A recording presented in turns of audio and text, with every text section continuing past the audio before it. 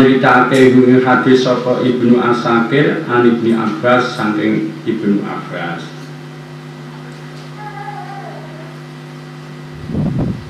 Terus hadis berikutnya, awal masjidin utawi kawitane masjid wudia kang den selehake apa masjid fil ardi indang bumi iku al masjidul haram, iku masjidil haram, iku al masjidu masjid al haram kang mulya.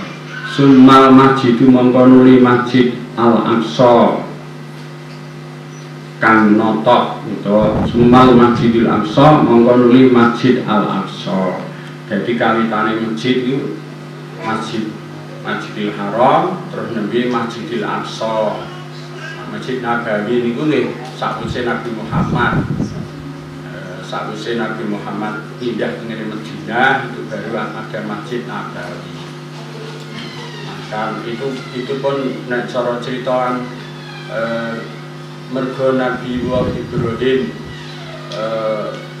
Mekah itu jadi tanah haram, kemudian Nabi Muhammad nyuwun dumateng Gusti Allah mergo pindah ke Madinah yang semula Yasrib terus dijuwunke dhateng Gusti Allah supados jadi tanah haram juga.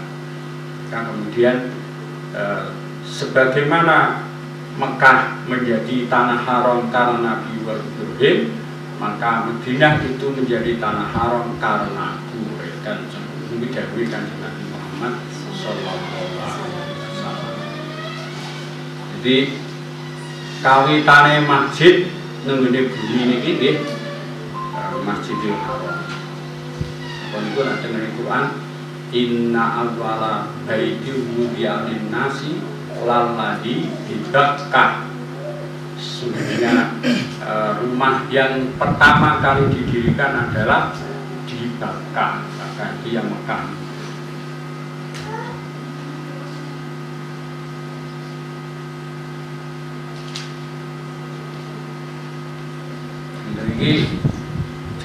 Jadi ono macam-macam. Apakah pertanyaan ya dalam haji ini? Apakah orang yang berhaji yang di Mekah ketika kepengin hanya sholat di masjid yang di Mekah, apakah sama dengan di Masjidil Haram? Ana sing dawuh iki Masjidil Haram tanah haram ya tetep padha. Akhirnya terus krana padha ana sing anggere pokoke gak penting sholat jamaah nang Masjidil Haram. Nang masjid iki pun kene.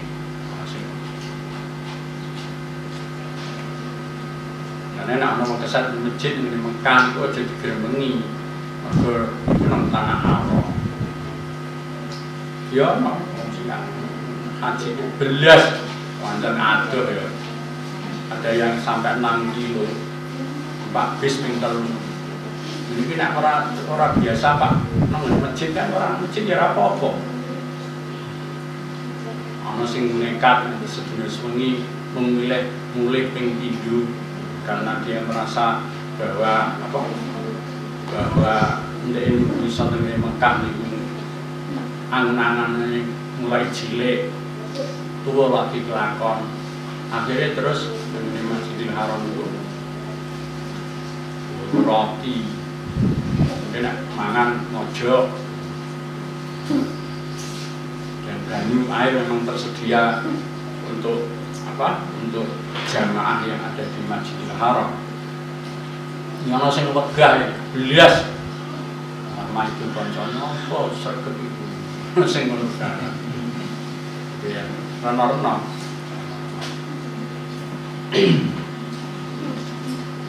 Tapi terlepas dari itu bahwa di sini dapat kita tarik kesimpulan bahwa Masjidil Haram adalah masjid yang pertama kali dibuat oleh Allah Subhanahu wa Ta'ala.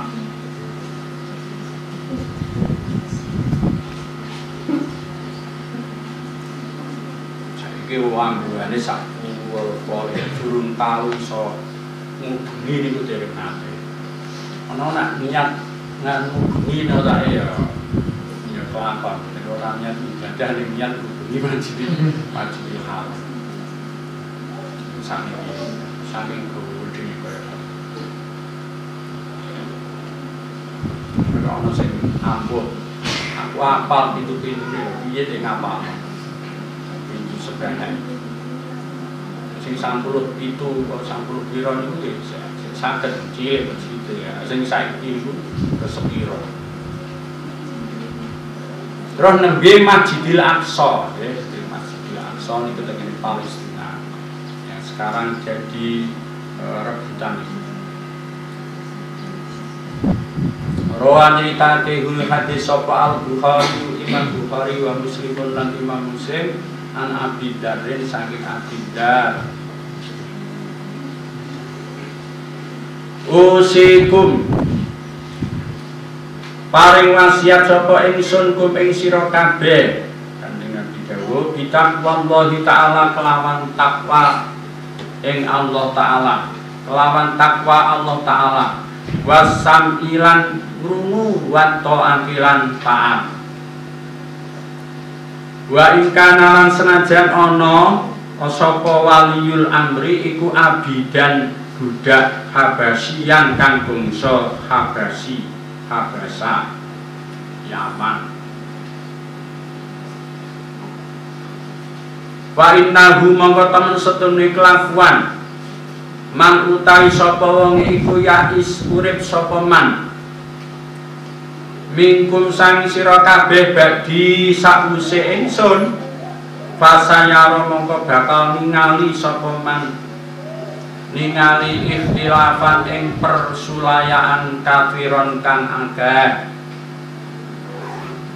ikhtilafan ing persulayaan perbedaan kafiron perselisihan kasiron kang akeh fa'alaikum mongko netepono sira kabeh bisun nanti kelawan sunnah ingsun kebiasaan ingsun wa sunnatil khulafa'ir rasyidina lan sunnahe pira-pira penggantine nabi ar-rasyidina kang oleh pituduh kabeh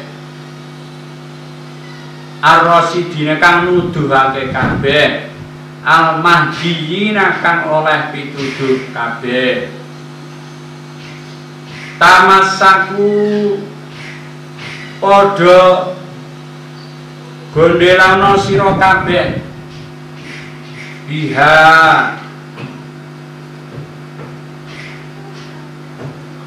kelawan sunnah ingsun wa addu lan padha nyokota sira kabeh alaiha ing atase sunnah ingsun binawajidi kelan pira-pira untuk bam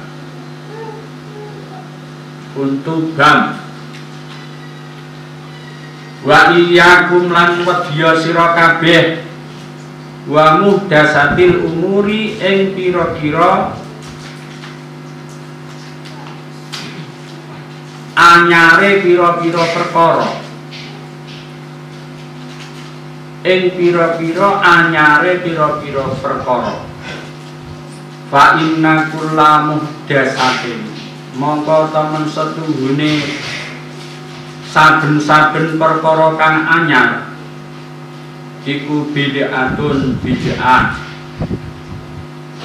wa kullu bid'atin utai saben-saben bid'ah dolalatun iku sasar wa kullu dolalatin utawi saben-saben sasar iku finnari ing dalem neraka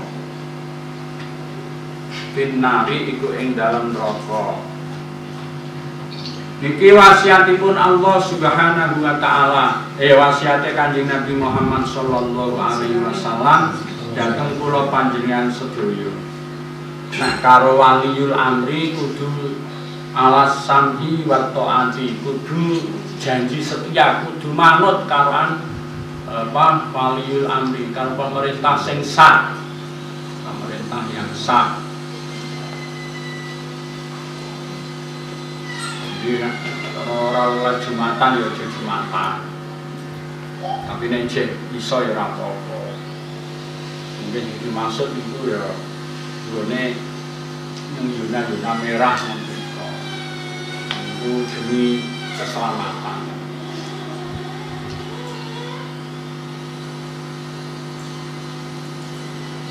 Walaupun waliul amri pimpinane niku Abidan Habasyian.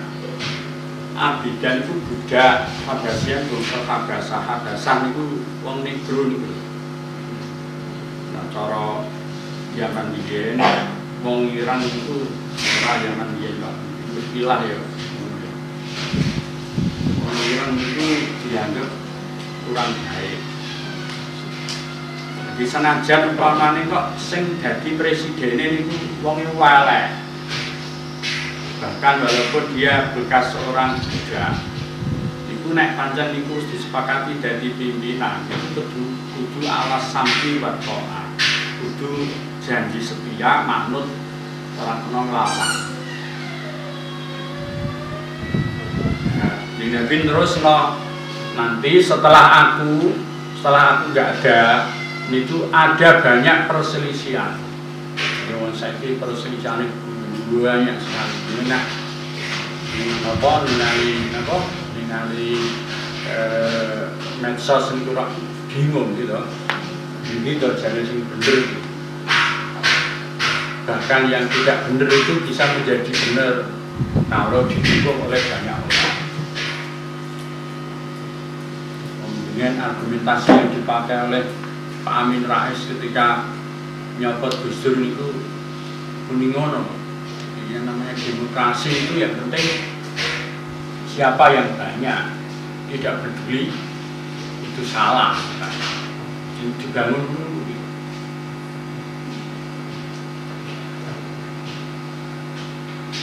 Jadi saat ini lonjengan pun ngalami gitu, malah terus ngomong kayak kiamat sedang gitu. Padahal ada sebuah hadis yang menyatakan begini, kiamat itu nanti akan datang, bahkan orang zina di tengah jalan itu dianggap biasa. Walaupun di saat itu ada orang yang kualitasnya seperti Abu Bakar dan Umar. Jadi kiamat itu orang kon wis wong elek kabeh gitu lho, kiamat itu enggak. Bahkan ono caci iki apal Quran, aku bil gedhe kuwi tanda-tanda kiamat wis cedhak. Jadi bicara tanda gitu di sini banyak sekali tanda-tanda kiamat. Ya, ini sekarang ini yang paling nyata itu adalah betapa banyaknya perselisihan. Ono sing ngaku Islam itu gak pantes belas tampangnya Islam ini. Ya, wong ISIS masuk wong karo wong Islam tegeli ngono, menggal kepala. Ono ada anak muda jadi pilot dari Jordan, di pesawatnya tiba jatuh, terus urip cekel, ada kerangkeng di bawah mubang di video. Setelah itu terus dibakar video. Kan juga ono ajaran Islam ono belas. Maka ini ngobong orang peraturan perang manapun yang ada. Kan ya orang pantas itu harus ditutup. Kita sekarang sudah melihat banyak hal tentang ikhtilaf.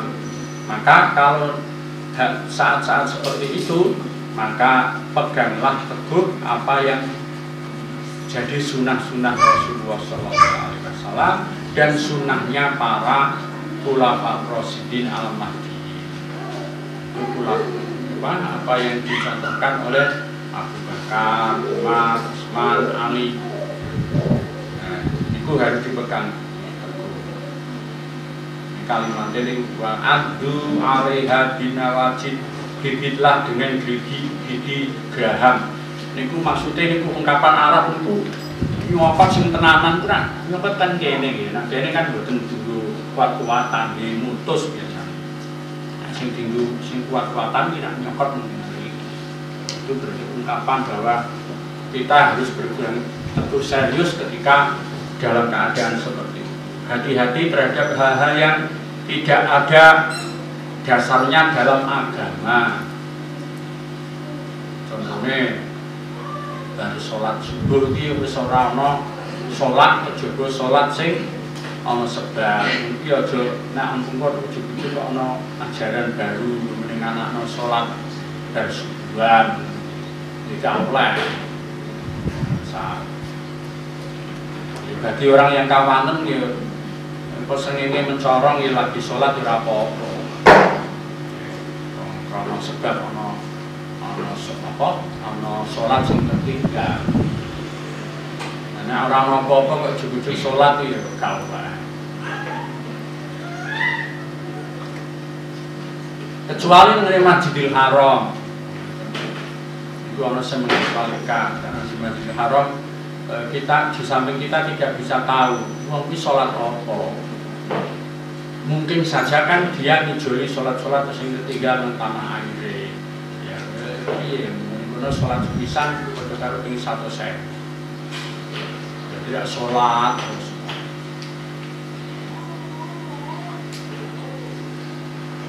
Makanya di Masjidil Haram itu yang paling baik itu bukan memperhatikan orang sholat, merhatikan orang, yang merhatikan awake dhewe. Nek perhatikan orang malah jadi karuan. Yang paling apik ya nonton awake dhewe iki.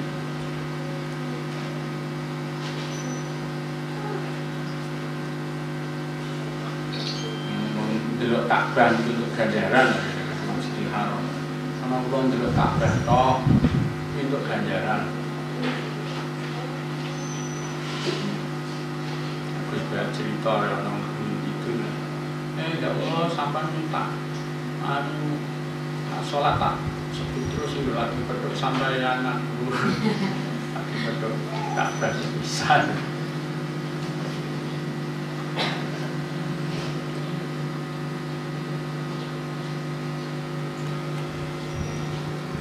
Sehingga gak masuk akal itu apa ana wong maca sejarah Kanjeng Nabi niku are ra oleh mergo Kanjeng Nabi gak tau maca sejarah. Ya mesti ae ya. Maaf maca sejarah. Orang gawean. Jadi muludan itu are Kanjeng Nabi gak tau muludan ya ora. Nek enggak najib pengen nyontokno keliru kok Kanjeng Nabi Muhammad ngomong sampai maca sholat sing akeh karo aku ya. Padahal hadise nek sholawat kan Nabi ngomong gitu. Nabi ngomong maca sholawat sing akeh. Nah enggak nek ngaji ku yo cara akeh.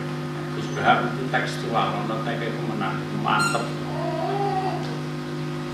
Enggak itu kadang-kadang sih ono apa? Kuantire. Kadang-kadang fatwanya itu tidak berdasar tapi masuk akal. Contohnya merintah wong maca sholawat sing akeh. Itu kan nek cara Nabi, nek cara penjelasan kan ya enggak mungkin to Nabi Muhammad sampai maca sholawat sing akeh karo aku.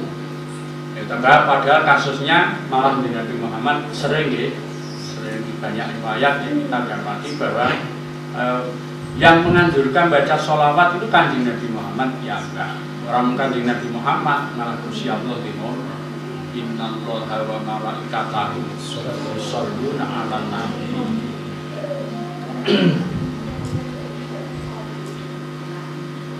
Jadi niku gak masuk akal nek sing apa nek wong cerita Kanjeng Nabi ora gawe cerita terus dianggap nek wong gawe cerita niku dianggap bid'ah sayyah yang itu masuk neraka ya gak cocok. Bahkan dalam perang salib itu kenapa orang Islam bisa menang itu ternyata banyak faktornya. Yang pertama itu wong itu perang itu dalam keadaan puasa. Jadi rinone poso, bengine tahajud, terus apa niku maca Quran. Jadi itu yang menjadi faktor pemenang. Yang kedua, sahabat-sahabat itu atau pejuang-pejuang Islam itu dalam saat perang itu sudah maca sejarah Kanjeng Nabi perang salib yang sampai episode ke-7. kuwi ya mung krana saking istiqomahe maca sejarah Nabi. Jadi maca sejarah Nabi ki wong semangat tuh, Nabi semangat. Perjalanan hidupnya kan penuh dengan semangat. Nonton kok Nabi kok cerita ora semangat kan mboten enak. Jadi Nabi itu kisah semangat sekali. Jadi maca burdah, maca berjanji ini sesungguhnya akan menumbuhkan rasa semangat. Dan itu terus dianggap apa? Yang bid'ah, yang dolalah, yang itu tidak benar. Jadi penjelasan tentang ini banyak ya, argumentasinya banyak, diterangno ya, pirang-pirang. Rawan cerita akeh gune hadis sapa Abu Dawud wa Tirmidzi lan Imam Tirmidzi. Terus hadis berikutnya, auha paring wahyu Allah sapa Allah Ta'ala ila Dawud maring Nabi wa Dawud alaihi salam. Ma min abdin ora ana utawi kawula ya tasimu kang cecekelan sapa abdin di kelawan ingsun duna kholqi ora sakliyane duna kholqi ora makhluk ingsun akriku kang urus sapa ingsun dalika mengkono-mengkono ya tafsimu cecekelan min niyatihi sangking niyate abdun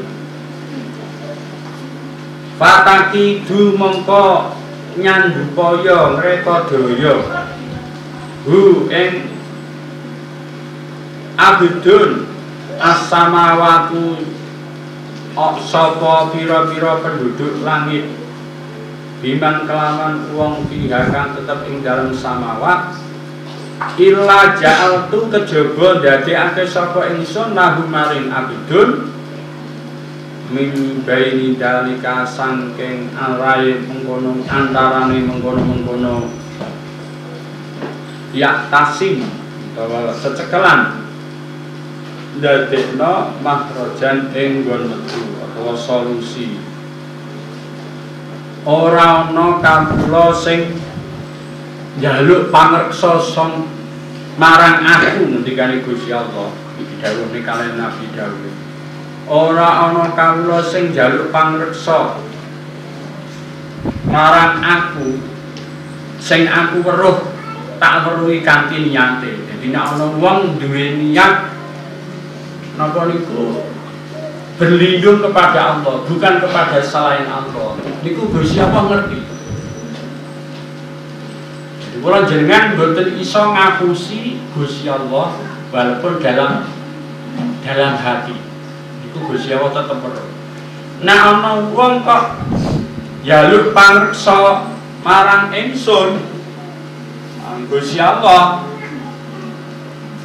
dengan niat baiknya itu walaupun orang selangit walaupun orang sebumi mereka berupaya untuk menggagalkannya maka Allah pasti akan memberikan solusi. Artinya orang itu akan tetap diberi jalan oleh Allah Subhanahu wa Ta'ala, tetap bakal direksa dening Gusti Allah. Jadi nek ana wong kok serius kali Gusti Allah, maka dia tidak akan ada yang mampu bisa mengalahkannya.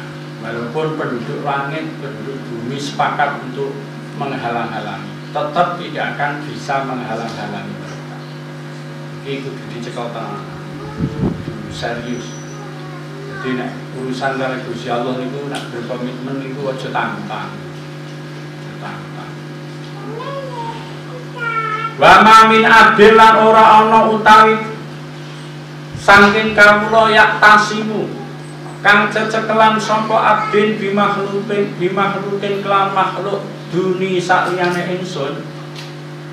Lan nek ana wong kok golek pangreksa turu slamet marang makhluk ora marang aku arifu mongko weruh sapa ingsun dalika ing kono-kono ya tasim bi makhlukin duni min niyatihi saking niyane abdun illa kotok tu kejaba megot sapa ingsun asbabas samai ing pira-pira sebabe pira-pira langit min baini yadaihi saking antarane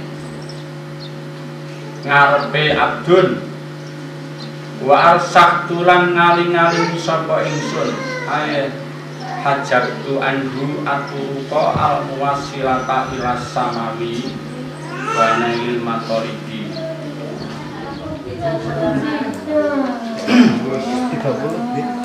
30 ya. Monggo dipun pungkasi kate doa iftitah majelis. Bismillahirrahmanirrahim. Subhanallahumma wa bihamdika asyhadu an la ilaha illa anta astaghfiruka wa atubu ilaik. Subhana rabbika rabbil izzati amma yasifun wa salamun alal mursalin walhamdulillahi rabbil alamin.